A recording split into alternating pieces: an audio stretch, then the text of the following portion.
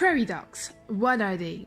We can get a little clue from its name. They are animals which live in prairies, large open areas of grassland. But what do they look like? Dogs? Nope. They look something like this. And this, and this, and well, you get the point. And these cute fluffy animals can communicate in many interesting and complex ways, but today we will only focus on 3 features of its communication, which are the vocal auditory channel, displacement, and productivity. Let's look at the vocal auditory channel first. Prairie dogs can detect the presence of their predators from long distances, and they have a very complex alarm call system to warn each other of the predators. Their alarm calls are extremely loud and can travel for more than a kilometer.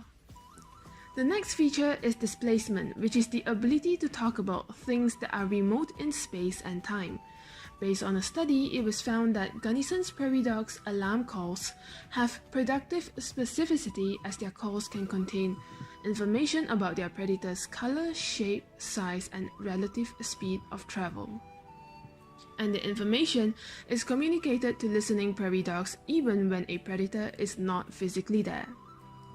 Prairie dogs' communication also possesses productivity, as they are able to produce alarm calls for novel objects. In one experiment, it was found that the silhouettes of different animals, all made out of plywood, is able to elicit the same alarm calls that prairie dogs make when they encounter the live animals. Another experiment also showed that prairie dogs have significantly different and unique calls for the great horned owl and the European ferret, although they have never encountered these animals before because their habitats are located in completely different regions.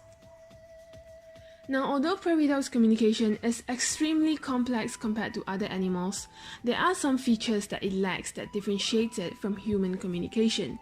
In this video, we will be looking at 3 of those features, and they are learnability, reflectiveness, and prevarication. Let's look at learnability first. Prairie dogs' alarm calls vary from colony to colony, and researchers believe that the existence of these dialects is due to some cultural transmission.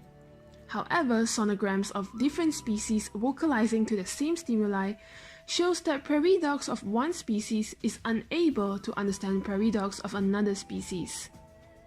It is unclear if the alarm calls of one species can be taught to another species, and if it's possible, why do the different species still not understand each other? Hence, it is safe to say that learnability is out of the picture.